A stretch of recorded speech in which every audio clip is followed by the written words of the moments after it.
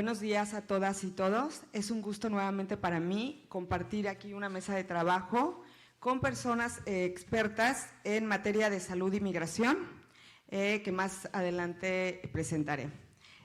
Por lo que hace a la maestra Sique Calderón Vargas, desafortunadamente no pudo asistir porque es médico y como todos saben, los médicos tienen cuestiones de urgencia. Le llegó un paciente, tuvo que atenderlo y bueno, pues no puede acompañarnos. Ok, bueno, el tema que vamos a tratar ahorita es acceso a la salud. Tenemos retos como las admisiones para la atención de urgencia, principales barreras que hemos enfrentado y buenas prácticas.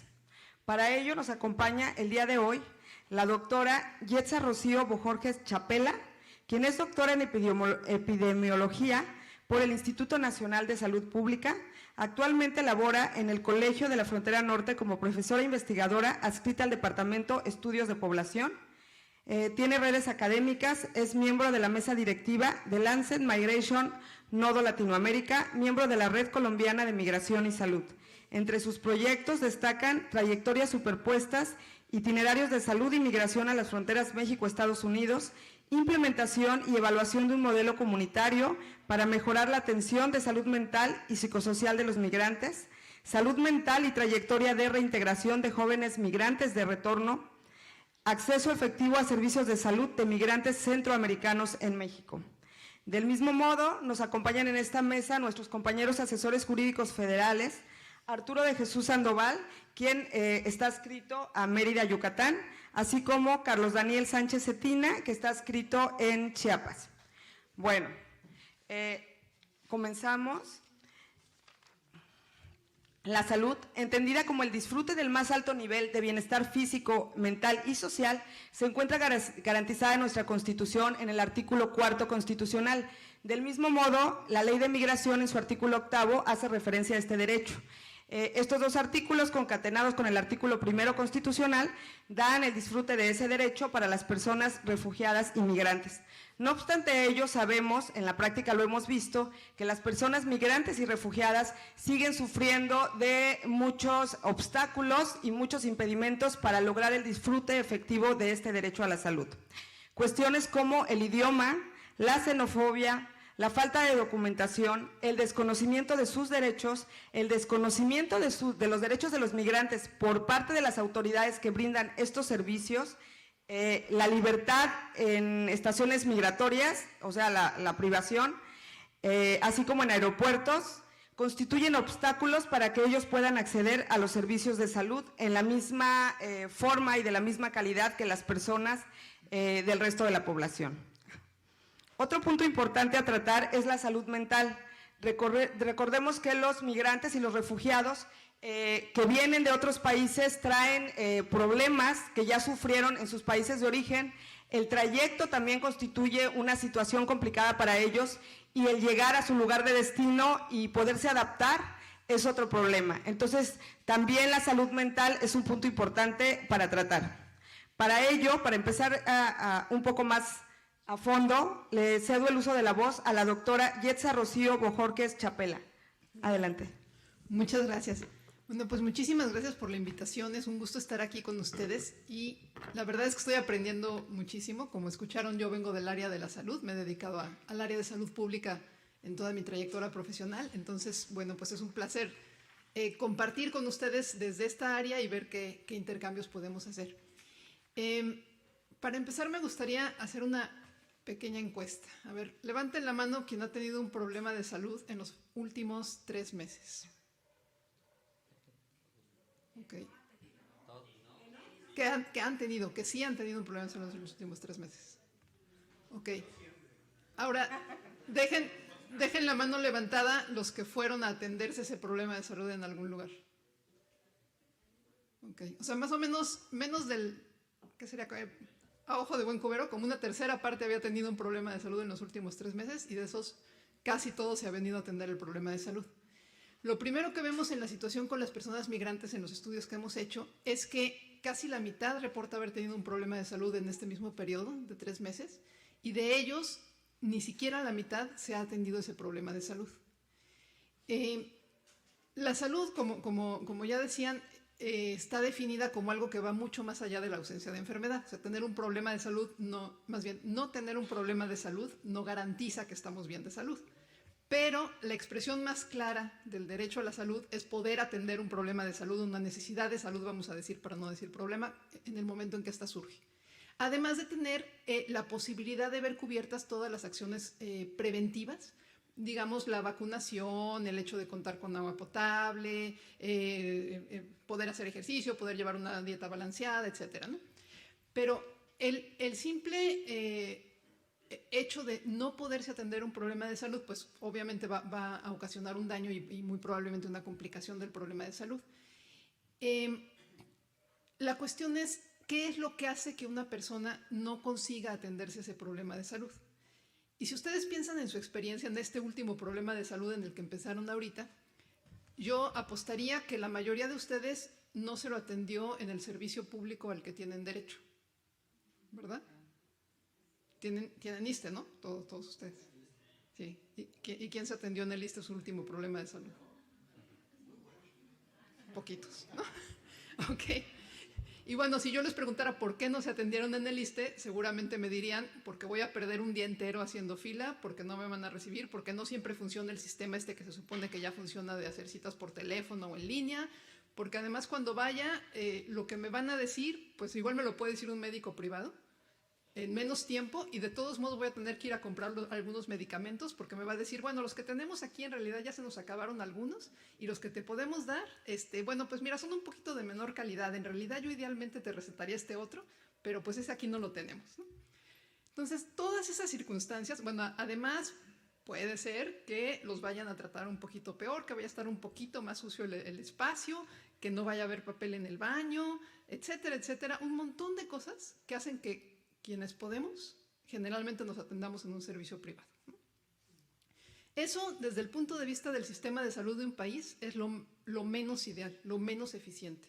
Eso significa que se está desperdiciando un recurso, que no se está tratando eficientemente la salud de la población y que se está además obligando a la población a hacer lo que se llama un gasto de bolsillo, que es cuando ustedes pagan de su bolsillo por la atención sin haber tenido un seguro previo, y que es el gasto menos eficiente, porque es el gasto que se hace en el momento de la necesidad sin necesariamente haber tenido una planeación. Y bueno, cuando estamos hablando de una gripa, que me voy a la farmacia de similares y a la farmacia del ahorro y me cobran 30 pesos por la consulta, pues no está tan grave, ¿no? Pero si estamos hablando de una apendicitis y tengo que atenderme en un hospital privado una apendicitis, eso ya puede costarme pues varias decenas de miles de pesos dependiendo del hospital en el que me atienda, ¿no? Entonces, en ese momento, ese gasto de bolsillo se puede volver un gasto catastrófico, que se define como lo que sucede cuando en un hogar se tiene que utilizar el 30% o más, ahí varían los puntos de corte, del ingreso disponible del hogar en una atención en salud. Y el gasto catastrófico empobrece a los hogares, pues causa muchos conflictos, pero además funciona como un desincentivo o limita a las personas a atenderse en su salud, cuando las personas piensan, bueno, no voy a poder pagar esta atención, me aguanto hasta que ya no me aguante, ¿no? Eso que nos pasa a todos, en mayor o menor medida, en mayor medida mientras menor sea nuestro ingreso, generalmente, les pasa a las personas en movilidad, les pasa a las personas migrantes, ¿no? Entonces, ustedes ya saben, y lo saben hasta mejor y con más detalles que yo, que en México, en teoría, o de acuerdo a las normativas o a la legislación que existe, las personas migrantes tienen derecho a esa garantía de la protección a su salud, ¿no? En la práctica, les decía, el porcentaje de personas migrantes que dice, tuve un problema de salud y me lo atendí, es realmente muy bajo. Porque les pasa esto mismo que nos pasa a todos, pero en mucha mayor medida y de una manera mucho más marcada, ¿no? Entonces, la experiencia que tenemos también haciendo entrevistas ya más así cualitativas en albergues o con personas en movilidad, lo que nos cuentan siempre es, pues a mí lo que me pasa es que si tengo una gripa, mejor me aguanto, porque no tengo ni siquiera los 30 pesos para ir a pagar a la farmacia de similares, sé que en el centro de salud no me van a tratar bien o ni siquiera sé que hay un centro de salud donde me puedan atender, entonces no voy a ir a atenderme ahí, me voy a aguantar la gripa. Y la gripa, pues muchas veces se quita o se convierte en neumonía, se complica y entonces es mayor problema. Si tengo un problema más grave, pues voy a esperar a ver si tengo la suerte de que pase por aquí alguna organización como la que desgraciadamente no pudo venir Sica Calderón para platicarnos de una organización fantástica que trabajan aquí en Tijuana y ahora ya van a empezar a trabajar también en Tamaulipas, me parece, que se llama Refugee Health Alliance, pero alguna organización que esté proveyendo algún tipo de servicio. Y solamente cuando la situación se pone realmente muy grave, las personas entonces recurren al sistema público de salud, generalmente acudiendo a los hospitales generales, a los hospitales públicos, ¿no? Los de las secretarías de salud o los institutos de salud de los estados. Los hospitales generales, hasta donde nos hemos dado cuenta en las investigaciones que hemos hecho, tienen mejor porcentaje de bateo que los centros de salud en el sentido de recibir a las personas. O sea, sí consideran, digamos, sí reconocen el hecho de que están obligados a recibir a las personas en una emergencia médica. Que después de eso les quieran cobrar cosas, que después de eso haya otros problemas, esa es otra historia. Pero en general ese servicio funciona cuando la situación es realmente una emergencia. Y una emergencia, digamos, muy visible, ¿no? Porque una emergencia que no se ve y que la persona nada más está con dolor y se queda en un rincón, igual no la van a recibir durante muchas horas y eso puede volverse más grave. Tenemos historias, bueno, pues de mujeres en trabajo de parto que les dicen, no, regreses a su casa, regreses a su casa, regreses a su casa, hasta que ya el parto se complicó y ya se meten en muchos líos, ¿no? Desde el punto de vista del sistema de salud, también eso es una cuestión ineficiente, porque lo que consigues es que cuando por fin recibes a la persona migrante, le vas a dar el tipo de atención más caro, que es la atención de urgencias. Si tú en vez de hacer eso hubieras dado control prenatal cada trimestre por lo menos, o si hubieras dado, no sé, en el caso de una persona con diabetes, hubieras dado un control de la glucosa en sangre a lo largo del tiempo, no tendrías por qué después estar atendiendo una urgencia que sale carísima en un hospital, ¿no? Pero un sistema de salud, digamos, que no está funcionando bien, pues incurre en esta situación y sobre todo lo que estamos viendo es que para las personas migrantes eso es lo que está pasando. Entonces, las personas migrantes en general en México, bueno, y sobre todo el tipo de migrantes del que creo que estamos hablando, la mayoría que son personas no mexicanas en tránsito, solicitantes de asilo en México, de bajos recursos económicos y demás, en general a lo que tienen acceso sería estos servicios de la Secretaría de Salud, que en algún momento estuvieron cubiertos o en el marco del Seguro Popular. El Seguro Popular, como ustedes saben, se acabó en el 2020, con los cambios a la ley en el 2019, y a partir de eso estuvo el Instituto de Salud para el Bienestar, ahora está el IMSS Bienestar, pero sigue siendo este esquema que es para población abierta no cubierta por la Seguridad Social. Cuando una persona migrante logra insertarse en el trabajo formal, entonces ya tiene acceso a los servicios del Seguro Social, que mal que bien son mejores que no tener este servicio, y mal que bien son incluso mejores que los de la Secretaría de Salud en varios sentidos, ¿no? Las personas migrantes entonces tienen acceso a este servicio que ahora va a ser ahora ya es el IMSS Bienestar. El sistema de la Secretaría de Salud está dividido en niveles de atención y idealmente, si todo funcionara muy bien y fuera muy eficiente, la mayor parte de las situaciones se atenderían de una manera barata para el sistema, digamos, en el primer nivel de atención, que son los centros de salud o las clínicas de medicina familiar o así, ¿no? Porque son problemáticas que un médico general puede resolver con medicamentos más o menos baratos, de una manera sencilla. Si se resuelven los problemas, y ese es el principio de la atención primaria en salud, si se resuelven los problemas en ese nivel, es muchísimo más barato para el sistema de salud hacerlo así, que esperar a que las cosas se compliquen y entonces llevarlas al segundo o al tercer nivel, que son los servicios más especializados, más caros, que requieren hospitalización. Si funcionara las cosas como están en el papel, como ya se ha dicho en el caso del trabajo y seguramente sucede en todos los casos, las personas migrantes podrían acceder a este primer nivel de atención para resolver problemas sencillos o para las atenciones preventivas y eventualmente si necesitaran otras también, pero la mayor parte de las situaciones, y ahí otra vez volviendo a encuestas que hemos hecho en albergues, efectivamente la mayor parte de los problemas de salud son infecciones respiratorias agudas, ¿no? Gripas de diferentes tipos. Pero eso no sucede. ¿Y por qué no sucede? ¿Cuáles son las principales barreras que hemos visto? Bueno, la primera es, igual que se dijo en la mesa anterior, el CURP, el tema de los documentos.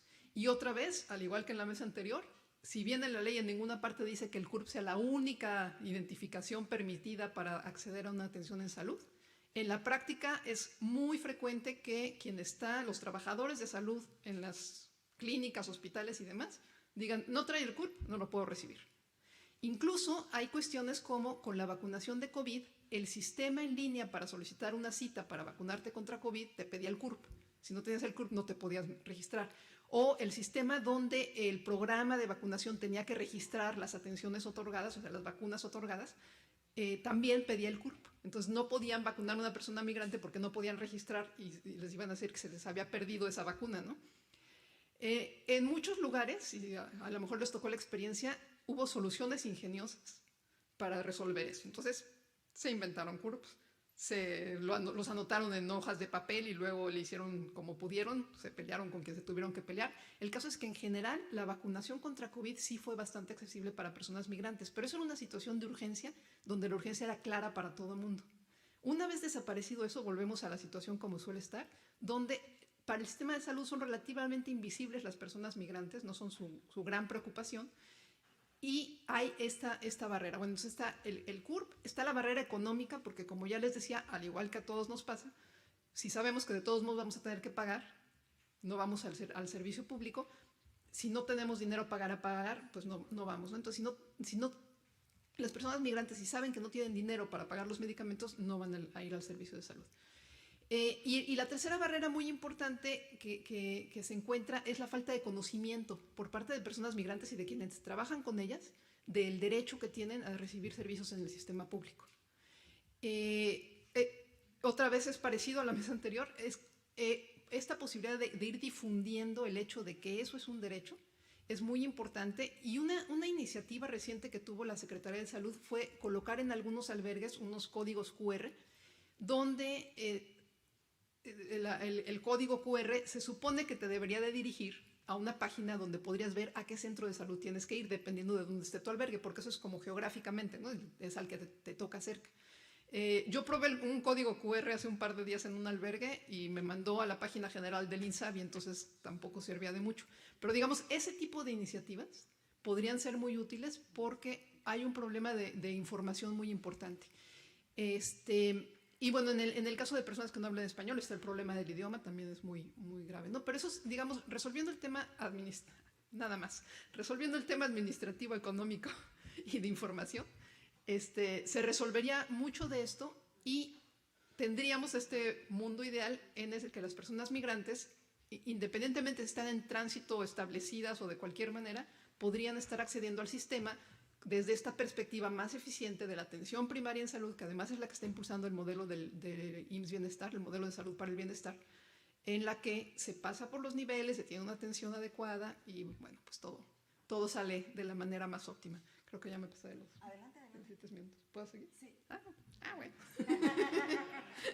Bueno, entonces ese yo creo que es un gran tema, ¿no? O sea, cómo conseguir que se inserte, se incluya a las personas migrantes en México en el sistema de salud general. El siguiente gran tema, claro, sería si ese sistema le está respondiendo a las personas que lo usan, independientemente de su nacionalidad, color, tamaño, lo que sea, ¿no? Y la respuesta, pues, más o menos, digo, no es el peor del mundo, pero tampoco es el mejor. Entonces, el derecho, esa garantía del derecho a la salud tampoco existe para las personas mexicanas o para las personas no migrantes, porque en la medida en que dice la Ley General de Salud, toda persona que esté en el territorio mexicano y que no tenga seguridad social tiene derecho a recibir atención gratuita, completa, que le cubra los medicamentos y todo en todos los niveles, ¿no? Más o menos eso dice. Si ustedes van al hospital o a la clínica de la Secretaría de Salud y les dicen, te doy la atención, pero los medicamentos los vas a tener que comprar porque no nos los surtieron, entonces no se está garantizando ese derecho, no se está cumpliendo con eso que dice esa ley, ¿no? Y esa situación es general para todos. Y en ese sentido creo que mucho de lo que hay que hacer para mejorar el acceso de las personas migrantes, pues es mejorar el acceso en general, mejorar ese sistema en general. Quizá alguno de ustedes vio recientemente un video que circuló sobre una médica de un centro de salud en Tijuana tratando de una manera desagradable y maleducada a unas personas migrantes, ¿no? Más allá de decir eso está muy mal y de decir se tiene que denunciar y lo que sea, sí preguntarse por qué esa persona actúa de esa manera, ¿no? ¿Qué información le falta? ¿Qué concientización le falta? Pero también qué condiciones, por ejemplo, de trabajo le faltan, ¿no? ¿A cuántos pacientes había visto esa doctora ese día? ¿Y cuánto tiempo tenía para ver al paciente que estaba por recibir? ¿Cuánta frustración le había ya provocado la cantidad de cosas, de procedimientos que quizá no estaba pudiendo hacer porque no tenía los insumos necesarios? Entonces es un sistema que tiene unas carencias fundamentales, sin las cuales es muy difícil que acciones como a veces se proponen como, bueno, pues vamos y les hacemos una campaña de concientización, ¿no? Las personas reciben en el sistema de salud, ¿no? Los trabajadores de salud reciben la campaña de concientización, hacen su prueba de antes y después y contestan que sí, que ya saben que los derechos humanos y el derecho a la salud, y después se enfrentan al mismo sistema otra vez. Entonces, mientras ese sistema no se haya modificado, es muy difícil que cada uno de los elementos que están en ese sistema puedan cambiar. Y bueno, para terminar y no comerme todo el tiempo, las personas migrantes en México, en movilidad en México, tienen, a ver, en promedio son más jóvenes que la población mexicana y ser joven siempre es bueno para la salud, ¿no? Entonces tienen menos enfermedades crónicas que la población mexicana en su conjunto, tienen menos de una serie de padecimientos que la población mexicana en su conjunto. Pero por otro lado, como les comenté hace rato, más o menos una tercera parte de quienes estamos aquí hemos tenido un problema de salud en los últimos 3 meses y en cambio entre estas personas es la mitad o incluso puede ser más. O sea, las condiciones de vida, de trabajo, de camino, sí representan una condición en la que la salud se está dañando constantemente. Y por lo tanto, sí requerirían una atención especial como un grupo vulnerable en términos de salud. Eso se vio también claramente en la pandemia. Hicimos un estudio en albergues y en un momento en el que la prevalencia, el porcentaje de personas con anticuerpos contra SARS-CoV-2, el virus del COVID, en la población mexicana era de 25%, en los albergues era del 50%. O sea, esas condiciones significaban que habían estado en más riesgo de enfermarse. No hubo tantas defunciones porque son jóvenes y porque no tienen enfermedades crónicas, pero si no, hubiera sido una situación muy grave, ¿no? En ese mismo momento, igual, la población mexicana en general tenía más o menos el 30% de las personas tenían síntomas de depresión y en los albergues para migrantes eso era el 50% también. No, perdón, eran 20 y 40. 20 tenían en la población general y 40 tenían en los albergues para migrantes. Entonces, la salud mental también estaba siendo afectada. Y la salud mental es un área que, aunque quizá los que trabajamos en el área de salud y inmigración la tenemos siempre muy presente, en otros ámbitos se olvida. Y el derecho a la salud incluye el derecho a la salud mental, ¿no? Entonces, bueno, con eso cierro y muchas gracias.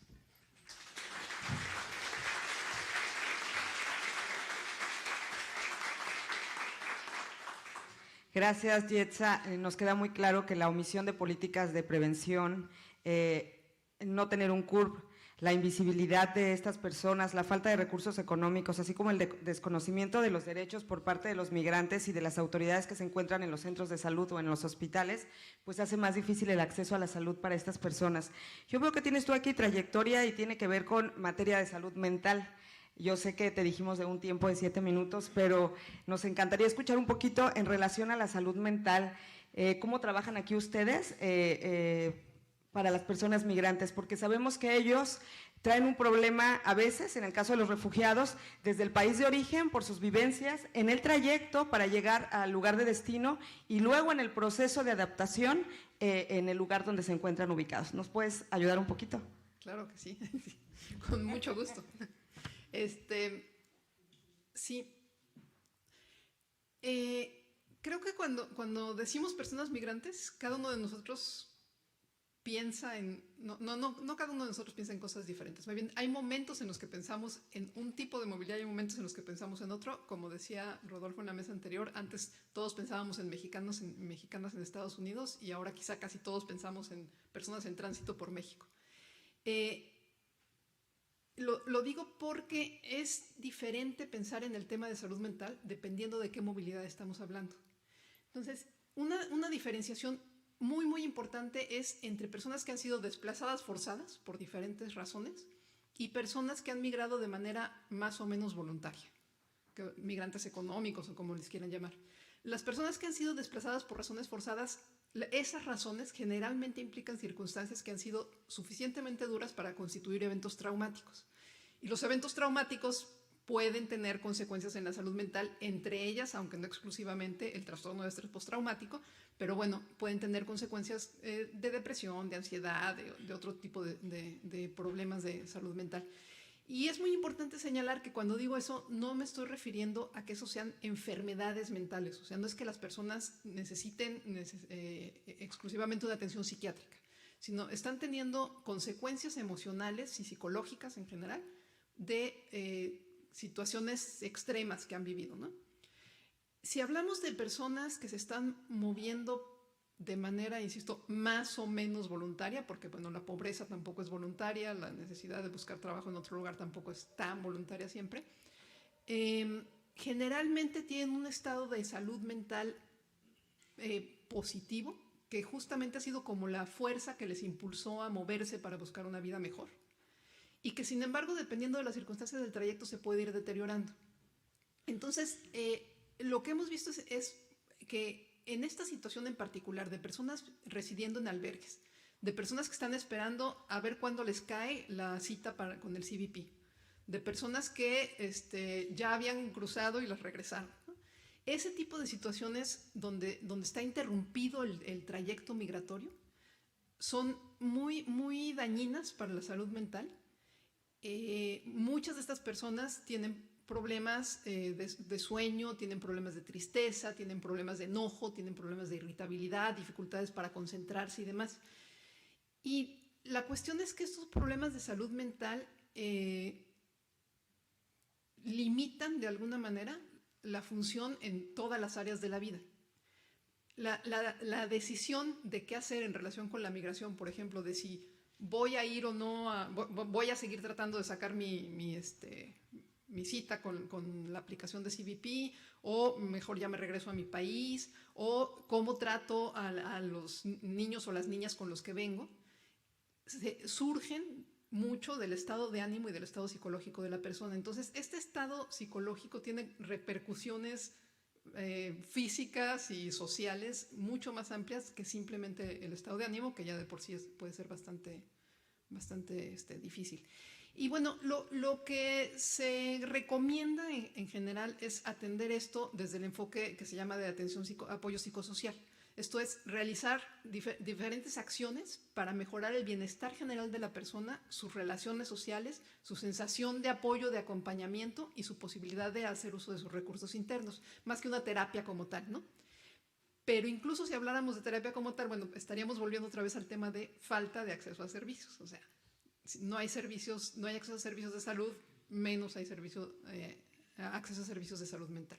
Entonces, el área de salud mental es muy importante entenderla, y como les decía, entendida como parte de la salud, pues debería ser entendida como parte de ese derecho que se tiene a la salud, y en la medida en la que se está dañando, habría que responder pues desde diferentes ámbitos, ¿no? Ok, muchas gracias. ¿Cómo nosotros podríamos identificar estas personas que traen los grados a lo mejor que traen de problemas de salud mental, y cómo abordar nosotros, por ejemplo, el hecho de informarles de una resolución negativa?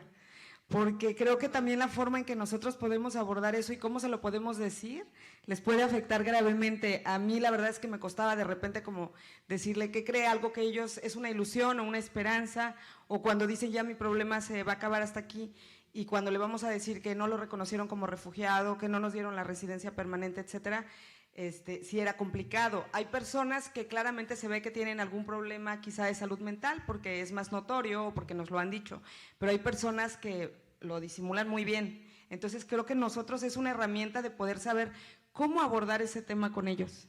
Claro. Pues vamos a hacer un taller de primeros auxilios psicológicos para todos ustedes, ¿eh? De verdad, de verdad. Yo creo que sería muy importante. Bueno, primeros auxilios psicológicos y autocuidado, ¿no? Sí. Digo, hay muchos recursos en línea y de verdad sí les recomiendo acceder a ellos. Un pequeño comercial, tenemos un diplomado en salud mental y apoyo psicosocial en el Colegio de la Frontera Norte, que se abrirá próximamente en su tercera generación. Armemos uno. Pero sí creo que es muy importante. Hay un tema, hay diferentes maneras de decirlo, pero la escucha atenta, la escucha respetuosa, tomar en cuenta al otro, etcétera, ¿no? O sea, en muchos ámbitos los proveedores de servicios, y esto aplica, bueno, yo lo he visto sobre todo con proveedores de servicios de salud, pero yo creo que aplica también acá.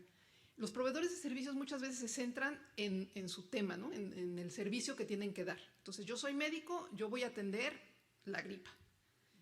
Pero lo que tengo enfrente es una persona.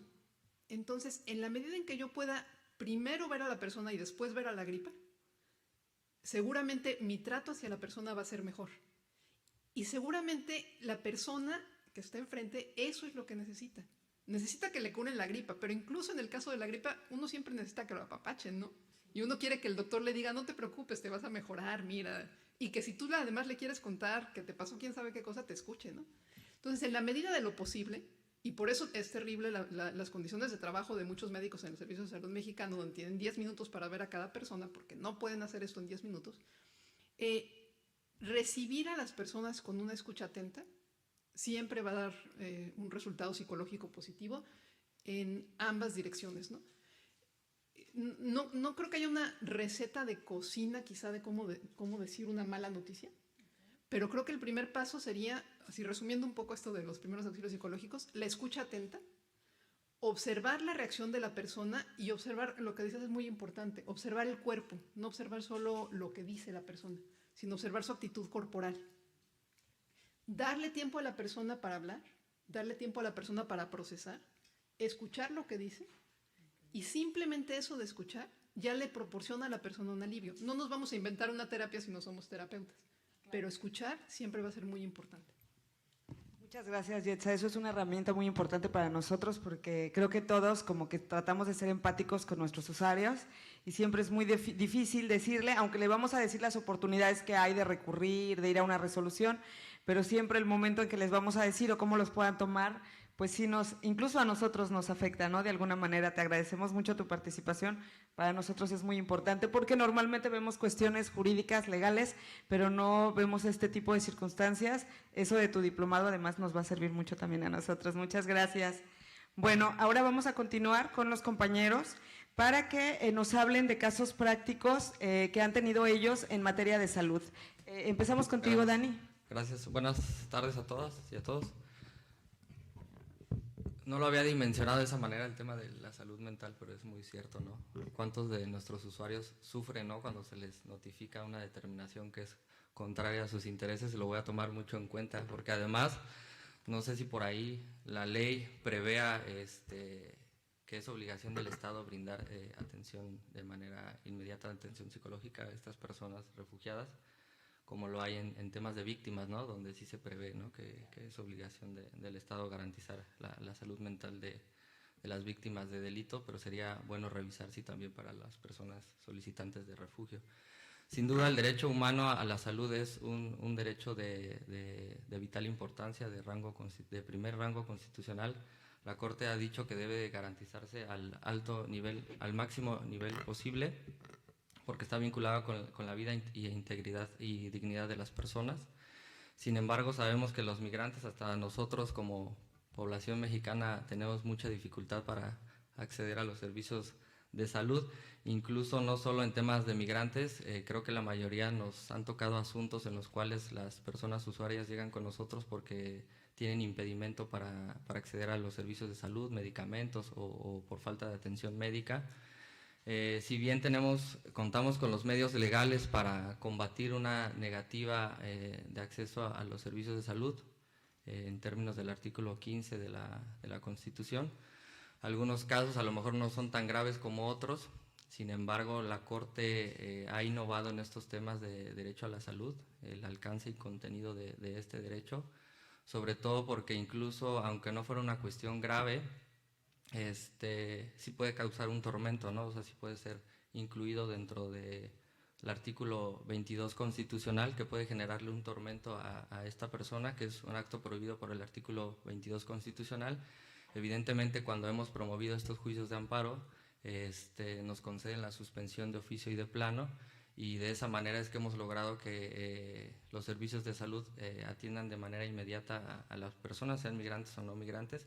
Sin embargo, creo que no debemos depositar esta obligación al Poder Judicial. Si bien es cierto, es nuestra herramienta, la que tenemos a nuestro alcance, creo que se deben de implementar políticas públicas para que se pueda atender a la población migrante cuando se trata de acceso a la salud. Pero igual nosotros lo que hacemos es nuestra obligación defender los derechos de las personas migrantes. Y también la realidad es que, por ejemplo, los hospitales están saturados, ¿no? En Tapachula, si bien hay muchos centros de salud, hay bastantes servicios, centros de salud para atender a la población migrante, la realidad es que estos están superados, están rebasados, ¿no? Yo le voy a ceder el uso de la voz aquí a mi compañero para que nos comente de algún caso que tenga que ver con derecho a la salud. Nada más quería hacer esos comentarios. Gracias, Dani. El compañero Arturo Sandoval nos va a hablar de un caso práctico en materia de salud. Hola, buenos días a todas y todos. Sí, efectivamente, tuve un asunto en el cual afortunadamente el juzgado de distrito fue bastante acuicioso. Sí tomó prácticamente la defensa incluso del usuario ante las instituciones de salud. De este asunto podría destacar algunos puntos o sugerencias que espero les puedan ser útiles en un futuro en un asunto, ¿no? Les platico primero el contexto. Una persona de nacionalidad colombiana se encontraba manejando su motocicleta, derrapa, tiene un accidente y lo llevan a servicios de urgencias. En el accidente había tenido diversas heridas, entre las cuales la principal era que había tenido un problema con la clavícula. Al llegar a servicios de urgencias sí le dan la atención sin ningún problema, ahí no tuvo ningún tema, le dan la atención médica de urgencias y en la atención le dicen el asunto de tu clavícula va a requerir una cirugía, eres candidato a cirugía. Le dan la atención de urgencias, lo pasan a trabajo social y la trabajadora social le dice me tienes que traer tu CURP y me tienes que traer tu INE. O sea, ni siquiera... Ya no hablamos ni siquiera solo del tema de la CURP, estamos hablando de que le están pidiendo la INE a una persona que es de nacionalidad colombiana, ¿no? El contexto migratorio de esta persona de nacionalidad colombiana era que había promovido su regularización migratoria, incluso él la promovió por sí solo antes de que llegara con nosotros, se le había negado y había presentado recurso en contra de la regularización. No tenía la CURP, estaba en recurso, faltaba que se lo resolvieran y por eso pues no la contaba. E incluso él tenía los documentos y se los mostró a la trabajadora social. Le dijo, oye, fíjate que no tengo mi CURP, pero ahí está acá mi comprobante de que presenté un recurso, de que presenté mi trámite, de que aún no se ha resuelto y por eso no cuento con la CURP. Pero la trabajadora social no solo quería la CURP, quería también que le presentara un INE. Entonces viene con nosotros el usuario, presentamos presentamos un juicio de amparo por esos actos, por el requerimiento de la CURP, por la no atención médica completa, incluyendo la cirugía, y en general porque eso implicaba un acto de discriminación. Afortunadamente, el juzgado de distrito, como les digo, pues consciente de la situación, nos da la suspensión de plano para que le den la atención médica. Y aquí viene la primera sugerencia, es pensar en que tal vez las instituciones médicas que puedan atender a una persona no cuenten con los insumos o con las especializaciones necesarias para la atención médica en concreta que requiera nuestro usuario. En este caso, el propio juzgado de distrito, desde la suspensión de plano, le dice a la institución médica, dale la atención, la cirugía que requiere y si tú no cuentas con la especialización o con lo necesario para darle esa atención médica, canalízalo a donde sí pueda recibir ello, ¿no? Aquí la primera sugerencia, si van a presentar o tienen un tema como el mío, pues adelantarse y pedir que si la institución médica no tiene lo necesario, pues que sea canalizado donde sí pueda tener la atención. Nos da la suspensión de plano, como les comento, y ¿qué nos contesta la Secretaría de Salud del Estado de Yucatán? Vuelvo a reiterar, desafortunadamente. Claro que sí, juzgado de distrito, le vamos a la atención médica, pero que nos traiga su CURP. El juzgado de distrito inmediatamente, además, pues como es la suspensión de plano, en 24 horas requirió el informe y el juzgado de distrito le reitera. No me importa lo que tú le estés pidiendo, le vas a dar la atención médica. Fíjale una cita para que lo valores y determines qué es lo que necesita.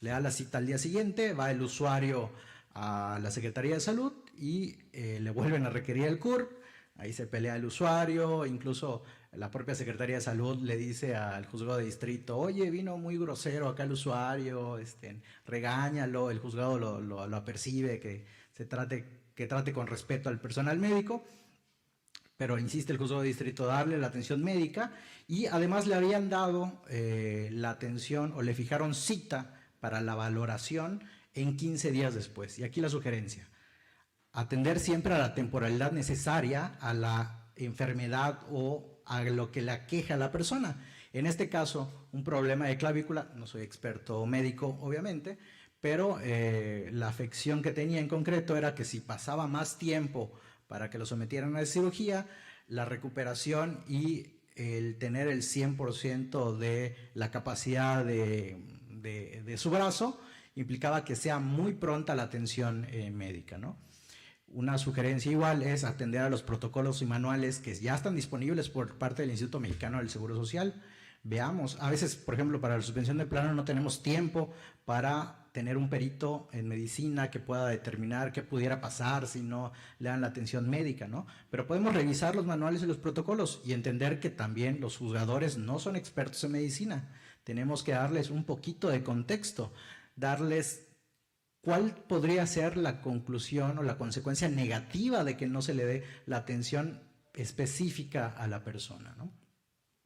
Eventualmente le fijan esta cita en 15 días y el propio juzgado de distrito le hacemos ver esta situación de lo que podría tener como una consecuencia negativa de que se le dé una cirugía de clavícula después de 15 días y el propio juzgado le dice, no, le tienes que dar la atención médica inmediatamente, someterlo ya a cirugía o justificarme médicamente que es posible esperar una semana o los días que tú requieras, ¿no? Eventualmente le dieron la atención médica al usuario y pues resultó favorable para nosotros este asunto, ¿no? Así que, recapitulando, atender siempre a la temporalidad necesaria para la afección médica, enfocarnos también en que es posible que las instituciones no tengan los insumos o las especializaciones necesarias para una atención puntual de nuestro usuario. También atender a buscar la mayor calidad en la atención médica, porque ¿cuál era la perspectiva de la gente de la institución médica que atendía a nuestro usuario? Prácticamente pensaban que era un favor, creo que lo platicamos ayer en una de las mesas, ¿no? Pensar que aunque porque tenía una suspensión de un juzgado de distrito, pensaban que se estaba haciendo un favor. Ya bueno, está bien, no te vamos a pedir la CURP, te vamos a dar la atención, te vamos a dar el favor. Y no, no es un favor. No solo es un favor, que además no solo tendrías que darme lo mínimo necesario para estabilizarme o para que me sienta bien, sino que tienes que darme la mejor atención posible y no hacer una distinción entre si es una persona extranjera o es una persona en movilidad, ¿no? Y pues esos serían los puntos muy concretos en los cuales yo me enfocaría en un asunto de este tipo. Muchas gracias. Muchas gracias, Arturo. Muy interesante el caso que nos platicas. Creo que nos va a servir muchísimo a todos los que llevan asuntos de migración. Es un claro ejemplo del trabajo que hacemos aquí en el instituto y me vino a la mente un poquito a cuando hablas de la calidad y la especialización. Cuando las personas están privadas de la libertad, también requieren atención médica y también podemos lograr que los jueces les den atención médica especializada. Me vino a la mente un caso que tuvimos nosotros en la Ciudad de México de una mujer que estuvo en aeropuerto y después llevada a la estación migratoria y estaba embarazada. Y no descansamos hasta que en la suspensión, en lo que lográbamos que en la queja nos la dejaran en libertad, porque la suspensión había sido para el efecto de que se quedara en la estación migratoria, la llevaron con un médico ginecólogo. Curiosamente, hasta el sexo de su bebé supo en ese momento, porque fue atendida por un especialista. O sea, me decían, es que ya la vio la doctora de aquí. No, la tiene que atender un especialista porque ella necesita de un ginecólogo, ¿no? Otro caso fue con una mujer que también, primero, estaba enferma del estómago, estaba en estación migratoria, no podía expresarse porque hablaba en otra lengua, no era atendida correctamente y estuvimos insistiendo muchísimo para que fuera atendida también con un gastroenterólogo. Ahí incluso dos compañeras del instituto, la licenciada Luz y la licenciada Betty, ella decía que le hacía daño la comida que estaba dentro, la que le estaban dando y la comida que había dentro de la estación migratoria, y ellas, bueno, a través de la suspensión que hicimos, ellas fueron directamente y en la suspensión nos concedieron que se metieran así literal a la cocina a ver en qué condiciones estaban los alimentos y por qué ella se estaba enfermando. Entonces creo que en materia de salud sí tenemos mucho que hacer y sí hay mucha oportunidad de trabajar por ahí. Antes de pasar con Dani para que nos platique un poquito de su experiencia en un asunto, creo que nos vas a contar, ¿no? Ok, perdón. Quería regresar yo otra vez y quería aprovechar otra vez que tenemos aquí a Yetza, pero me gustaría así como que algún argumento que nos pudiera a nosotros ayudar en salud mental y a lo mejor de cuestión de prevención, para que nosotros en alguna demanda lo podamos agregar, como decir, es tan necesario que le den esta atención, porque así como nos dijiste, que a mí me parece muy interesante, que la prevención va a ayudar a que sea incluso un gasto menor para el Estado, pero también como la necesidad de la atención va a ayudar para que la afectación no sea más grave para la persona, como cómo poder establecer o decirlo nosotros dentro, yo sé que tú nos lo vas a decir con palabras médicas, pero tal vez nosotros le podemos dar un poquito el contexto jurídico, pero que eso nos pueda servir para que nuestra demanda o nuestra promoción pues tenga como más efectos a la hora de que sea leída por un juez.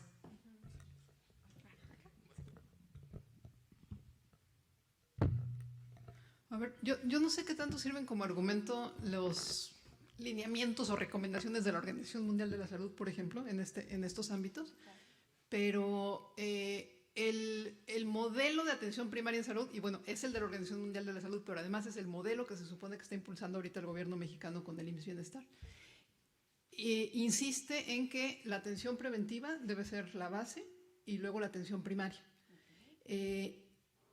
Por dos razones. Por la razón económica, de que para el sistema de salud es más barato atenderla en atención primaria y evitar que se lleguen a las complicaciones que causarían un gasto mayor al Estado, digamos, pero también porque la salud de la persona, si no se atiende desde un primer momento, se puede deteriorar a lo largo del tiempo, ¿no? Del proceso.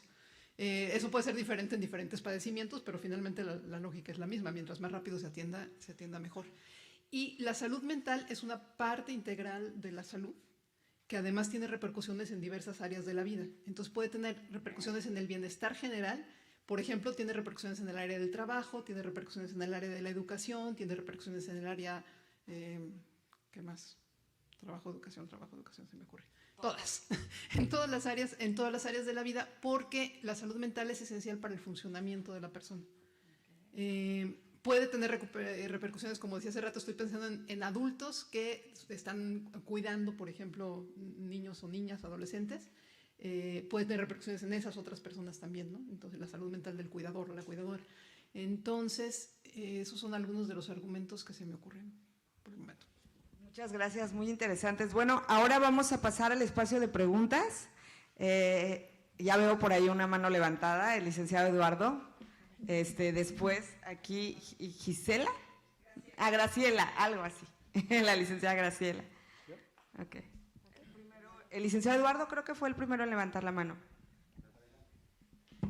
Sí, buenas tardes a todos y a todos. Tengo una duda relacionada con precisamente el tema de la salud, de la salud mental que abordó la doctora. Se me hizo muy interesante porque precisamente en la práctica nos encontramos que las personas en contexto de movilidad y que vienen solicitando el reconocimiento de la condición de refugiado, mi duda es, ¿existe un estudio, independientemente de que lo podamos investigar, o estudios donde hablen sobre la normalización de la violencia o la normalización de su condición que vienen de persecución desde su país? O sea, cuando tienen algún trauma y que lo normalicen, que no lo puedan después externar. Por ejemplo, a nosotros nos toca que los entrevista la Comisión Mexicana de Ayuda a Refugiados para que expliquen por qué vienen huyendo. Entonces, se da mucho que esa normalización de la violencia, que tienes que prácticamente buscar técnicas de cómo abordar el tema para que ellos puedan explicarte sus motivos de persecución o de huida reales, no tanto de los subjetivos o los posteriores que surgen a raíz de su vida. Entonces, porque pues esos estudios que considero que nos ayudarían mucho, sobre todo en las demandas, para argumentar que la Comisión Mexicana de Ayuda a Refugiados no consideró en sus entrevistas esa atención quizás psicológica o esa atención de salud mental. Qué buenísimo punto, ¿eh? Sí hay estudios que hablan de cómo las experiencias de violencia como que se integran en la experiencia general de la persona y la persona las asume como parte de los riesgos inherentes a la vida, prácticamente. Los que yo conozco tienen que ver con la violencia durante el tránsito, no tanto en el lugar de origen. Pero incluso yo hice uno sobre cómo se asume, por ejemplo, que las mujeres ya se sabe que pues, les van a pasar esas cosas que les van a pasar, ¿no? ¿Por qué? Pues porque son mujeres. Entonces, a mí no me gusta usar el término normalización porque suena como para ellos está bien y entonces pues es aceptable para ellos. Pero creo que en el sentido que tú lo estás usando me parece muy importante y sí creo que sí hay literatura que podría sustentar eso. Claro que sí. Muchas gracias. Ojalá nos pudieras compartir ese artículo que tienes, nos va a ayudar también mucho. Ok, una otra pregunta. Una preguntita para Yetza. Yetza, ¿nos puedes hablar un poco de de cómo viven esta situación del acceso a la salud la niñez en movilidad?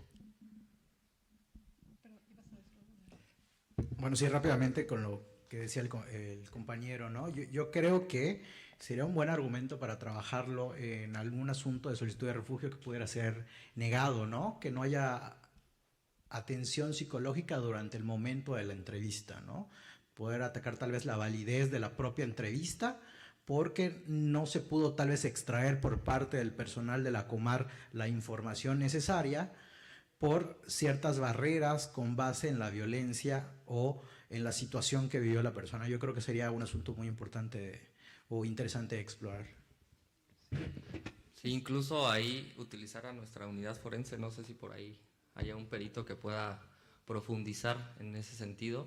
Por ejemplo, les comentaba ayer que yo en un asunto de un haitiano que se le negó refugio, solicité los servicios de la unidad forense, donde hicieron un dictamen en antropología social.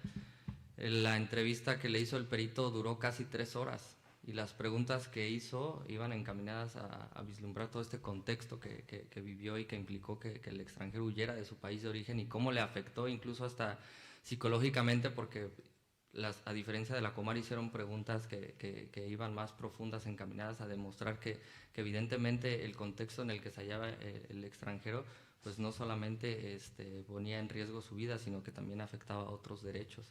Por ahí podríamos revisar si la unidad forense cuenta con algún perito que pueda profundizar en estos temas e incluso pues alegarlo y agregarlo ahí al medio que utilicemos si es una negativa de refugio para fortalecer los argumentos que en algún momento pudiéramos hacer valer, se me ocurre.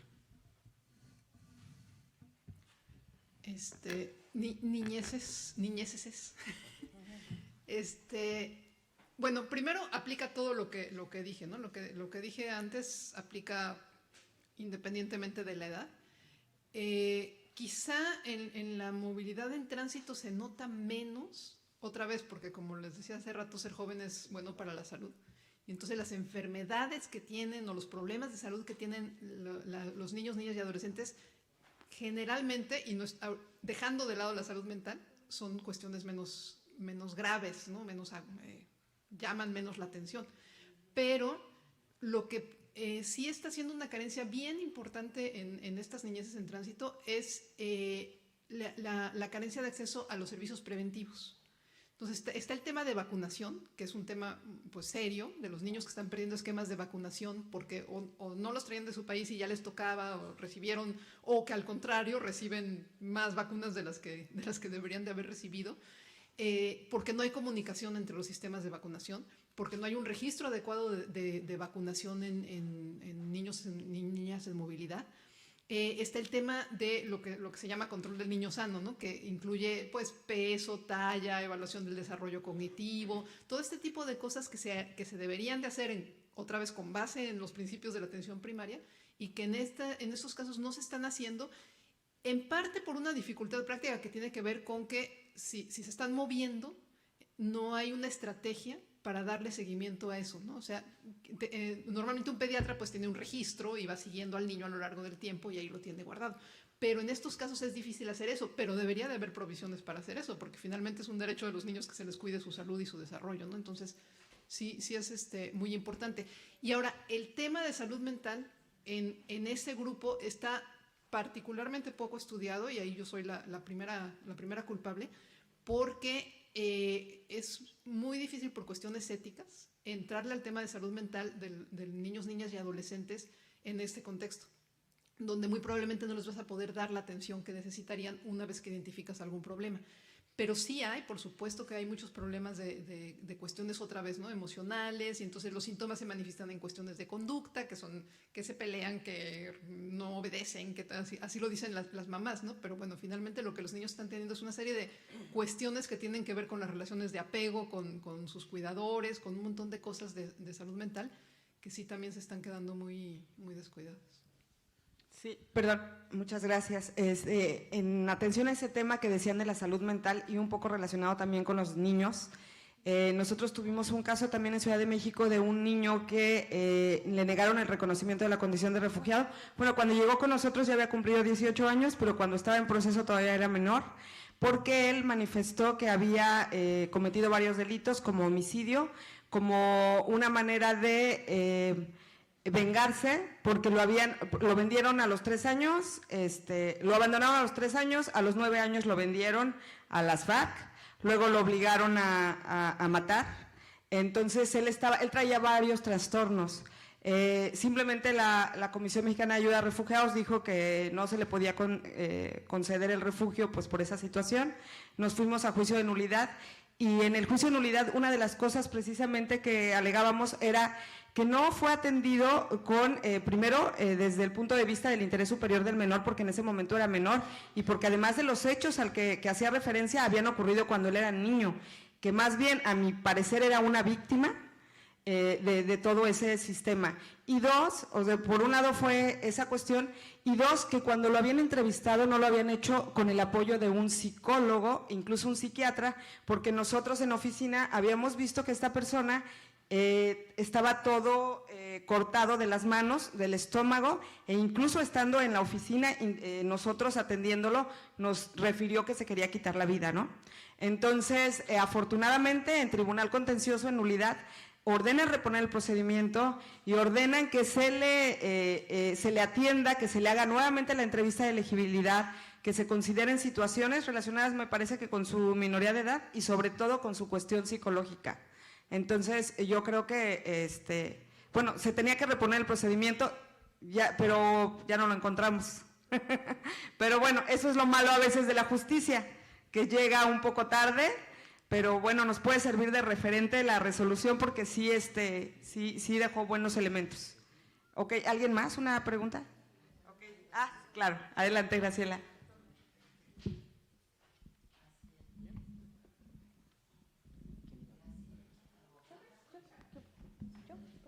Habla fuerte. No, sí necesitamos micrófono, por favor.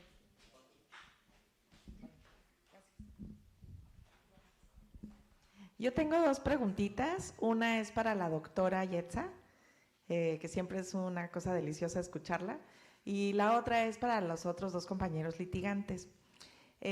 Sobre la primera, pues la doctora retomó el tema que les comentaba yo ayer sobre la comunicación sectorizada de los servicios, porque los migrantes no saben que pueden ir a los servicios porque no se les dice ustedes son bienvenidos.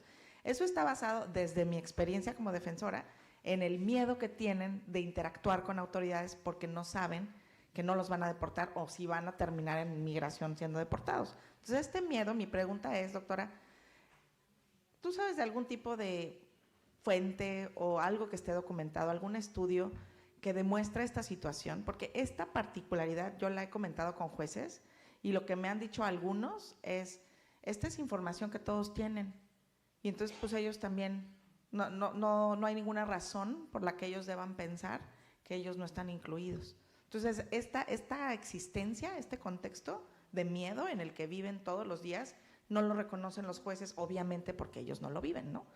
Pero si hubiera algún lugar en donde estuviera como muy específicamente documentado ese miedo relacionado con el impacto de la salud, estaría fantástico saber. Y la segunda pregunta es en relación con algo que sucede aquí en Tijuana, pues bastante seguido, en relación con personas que viven con VIH y que entonces llegan de cualquier lugar donde vinieran y entran en la estación migratoria. Nosotros atendemos sobre todo temas de estación migratoria, personas que entraron en la estación migratoria. Entonces, cuando nos tocan casos en esa situación, nos enfrentamos con el tema de la ley de salud, que establece específicamente que para poder acceder al medicamento se necesita hacer un trámite previo. El trámite previo consiste en acreditar a las autoridades que la persona no tiene seguro de IMSS y tampoco tiene seguro de ISSSTE. En los casos en los que, bueno, en un caso que nos ha tocado enfrentarnos a esto, afortunadamente las personas fueron liberadas rápidamente, pero en ese tiempo, pues obviamente pasaron días donde ellos necesitaban el medicamento. Y entonces, al empezar a ver cómo generar la gestión, también había pues un montón de problemas de logística, ¿no? Pero el punto que quiero preguntar es si alguna vez alguien ha tenido este tipo de casos y cómo los plantearon, sencillamente para quitar del camino es esto, ¿no? Porque en la práctica aquí en Tijuana, lo que hacen las personas defensoras que se dedican específicamente a ese tema es que como tienen ya tan cercana la vinculación con las autoridades, sencillamente les llaman y les dicen, oye, mira, pues en este caso en particular, o esto lo que fue lo que pasó, en este caso en particular, esta persona ya había tenido un registro en Guadalajara, porque llegó por ahí. Entonces solamente habla a Guadalajara, llama para confirmar que su registro está hecho y no tengamos que volverlo a hacer aquí. Y así fue como le dieron inmediatamente el medicamento. Pero fue así como que una suerte, porque si no hubieran tenido que pasar más días, ¿no? Y sobre todo hablo de que se puede litigar, claro, pero la inmediatez de ese medicamento en particular es mucha. Entonces, dudas si han tenido ese tipo de casos. Bueno, empiezo con lo del miedo y así. Creo que es un problema parecido a lo de la normalización de la violencia. Sí hay algunos estudios cualitativos donde las personas hablan de no buscar atención por miedo a que los denuncien al Instituto de Migración, pero al mismo tiempo, yo siendo sincera, cuando yo he hecho preguntas o he hecho estudios cualitativos sobre por qué no vas al centro de salud, eso no sale. Pero no sé si no sale, pues porque yo lo estoy preguntando en una entrevista en la que por qué tienen que confiar en mí, ¿no? Digo, seré muy simpática, pero no. Entonces, sí hay una cuestión ahí de cómo se hace la pregunta y de si se está teniendo como el contexto y los elementos y los especialistas en hacer el tipo de preguntas. Ahora, en cuanto al hecho del desconocimiento del derecho y del desconocimiento de a dónde ir, eso sí tenemos datos en los estudios en albergues, donde es una de las, siempre es esa o la económica son las dos principales razones de no ir. Entonces, esa parte sí está documentada. Buenas tardes, Lick. Pues atendiendo a su pregunta, a mí no me ha tocado un caso, bueno, actualmente sí, bueno, o sea, sí, pero que todavía no lo hemos abordado como estrategia de litigio. Justo hace no mucho tiempo, hace como una semana, se acercó con nosotros una usuaria extranjera que lleva 20 años en México. Sin embargo, ella se estableció en una localidad de Chiapas que está muy alejada de lo común de Chiapas. Resulta que ella tuvo que bajar a Tapachula porque fue diagnosticada con cáncer de mama. Ella ha sido atendida por el Centro de Salud de Tapachula. Sin embargo, lo que le refirieron estas últimas semanas que la estuvieron atendiendo es que no contaban con el servicio o bueno, los estudios de mastografía. Ahí en Tapachula lo que refieren que esos estudios únicamente se hacen mediante programas cada mes o en ciertas zonas de Tapachula, pero que el hospital propiamente no cuenta con este estudio, incluso tampoco ciertos antibióticos que requiere para tratar el cáncer que se le diagnosticó. Yo hasta ahorita estoy analizando qué hacer en ese asunto, sobre todo porque tendría que revisar si efectivamente el hospital cuenta o no con esos tratamientos o qué impedimento legal hay ahí para que exista este impedimento de atender esta cuestión que tiene y de que se le realicen los estudios. Incluso mi oficial me decía, pues vamos a juntar el dinero y nosotros se los pagamos en el laboratorio particular, y le decía, pero sí, hay que dimensionar, o sea, cuántos casos no hay así, ¿no? De personas, incluso no nada más extranjeras, sino mexicanas que no pueden o que no cuentan con el dinero y que el hospital simplemente te diga no cuento con estos estudios. Pero yo igual soy de la idea de que el alcance y contenido del derecho a la salud pues integra tanto la atención médica de manera integral, especialistas, antibióticos, tratamientos. Yo creería que es una herramienta la cual la tenemos a nuestro alcance fácil. Lo digo fácil porque en realidad la mayoría de jueces de distrito concede la suspensión y ordena de manera inmediata que se le entreguen antibióticos, tratamientos, los especialistas y todo esto. Sobre todo ahí incluso está este antecedente de la vacunación, ¿no? De niños, niñas y adolescentes, en las cuales hay tesis jurisprudenciales donde se ordena de manera inmediata, ¿no? Entonces yo creería ahí que la herramienta que tenemos es el juicio de amparo, sobre todo porque la suspensión de oficio y de plano se dicta de manera inmediata, ¿no? Sería bueno explorar, ¿no? En este caso, en estos casos, solicitar el amparo y protección de la justicia federal, solicitando una suspensión y argumentando esta situación de que le están negando los antibióticos que le hacen falta para tratar este padecimiento. Muchas gracias, Dani. Pues ya estamos a punto de cerrar esta mesa. ¿Tenemos ahí otra pregunta? Nada más un comentario para Graciela. Por lo menos en primer circuito sí hemos litigado esos asuntos y en suspensión nos los otorgan de inmediato. Se coadyuva en actos reclamados tanto la detención, ahorita pues por la 388 ya las suspensiones han cambiado, pero en su momento se solicitaba la libertad inmediata, además de garantizar, conforme al cuarto constitucional, la salud de la persona que vive con VIH o con cualquier padecimiento y que se garantizara el otorgamiento de medicamentos con independencia de que ellos comprobaran o no comprobaran nada. Y sí, en la suspensión, te digo, en primer circuito el juez inmediatamente decía, y me dices, en términos de 24 horas, ¿qué hiciste para haberle dado el medicamento? Y dime, ¿qué hiciste para garantizarle que él tenga acceso a sus medicamentos que trae en su mochila también, ¿no? Entonces, ahí en primer circuito sí funcionaba así. En suspensión. Muchas gracias, Luz. ¿Podríamos darle, por favor, el micrófono aquí a Alejandra, por favor? Bueno, antes de lo que quiero preguntar, quiero decirles que escuchando todos estos casos y de verdad admiro muchísimo su trabajo. Es un orgullo escucharlas y escucharlos. Tenía una idea que no sé si, la verdad ni siquiera sé si podría funcionar, pero podemos nosotros también explorarlo en la Corte. Creo que hay precedentes en materia de derecho a la salud como el de Pabellón 13, por ejemplo, no sé si lo conocen.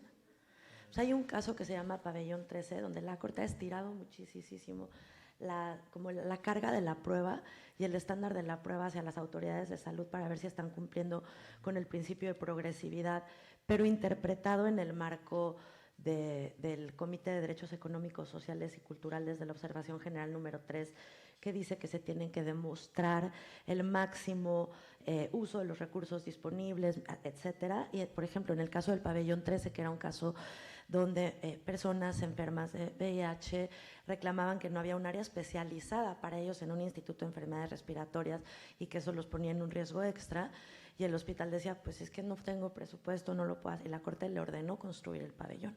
Por eso se llama pabellón 13, ¿no? Entonces, creo que en estos temas donde dicen, no tengo la especialidad, no tengo los recursos, sí valdría la pena tal vez explorar el alcance de criterios de la Corte aplicados, o sea, como trasladarlos, ¿no?, a este tipo de… Eso era una idea. Si quieren, nosotros podemos ayudar a explorar estos argumentos y a partir de los precedentes que tenemos. También está muy fundamentada, muy consolidado en la jurisprudencia en casos de responsabilidad médica, el criterio del ex artis médica, ¿no?, que le pone la carga de la prueba a las autoridades de salud de demostrar que realmente se está tratando a los pacientes con el estándar médico que avala la ciencia médica más alto que puede conocerse. Creo que ese tipo de jurisprudencia, si bien no se ha aplicado a casos de personas en movilidad, en situación de movilidad, refugiados, etcétera, pueden ayudar a consolidar todos estos argumentos que se están intentando. Y otra pregunta, ahora sí una pregunta, es que ayer estábamos hablando de la importancia de poder tener metodologías y hacer pruebas de contexto, ¿no?, y de referencia y de vulnerabilidad, como las que se construyen en casos de desaparición forzada, feminicidio, etcétera. Y lo que nosotras estamos entendiendo de estas pruebas en estos otros contextos es que son interdisciplinarias, o sea, que no es una sola prueba. Por ejemplo, hace rato que hablaban de lo de la normalización de la violencia y se mencionaba si podía haber una pericial en antropología social o algún tipo de dictamen en materia de psicología o ciencias médicas de la salud. Y lo que nosotras estamos entendiendo es que más bien son pruebas interdisciplinarias las únicas que pueden proporcionar el contexto, y van desde antropología social, antropología cultural, psicología del testimonio desde una perspectiva médica, ¿no?, de cómo funciona la memoria con el trauma, cómo funciona la memoria de los niños, y también se combina con pruebas periciales, o sea, pero a lo que son pruebas interdisciplinarias. Y la parte de autopsias psicológicas y eso pues tiene mucho que ver también para entender de dónde viene una persona, por qué no puede testificar, por qué no tal.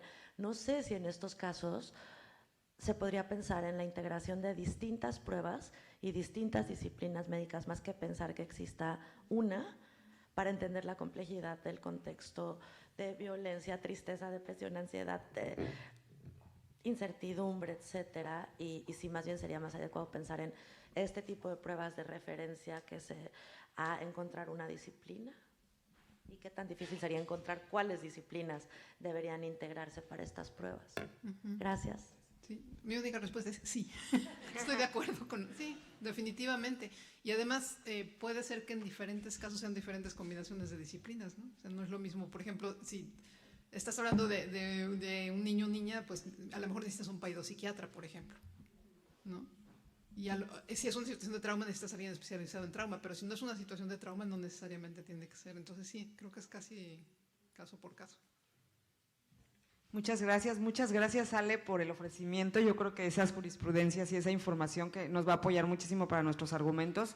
Sería ideal que con todo el trabajo que tenemos aquí los compañeros de asesoría jurídica en diferentes partes del país pudiéramos impulsar de alguna manera con esa información algunas políticas públicas de prevención, por ejemplo, para que se hagan campañas de vacunación para niños migrantes.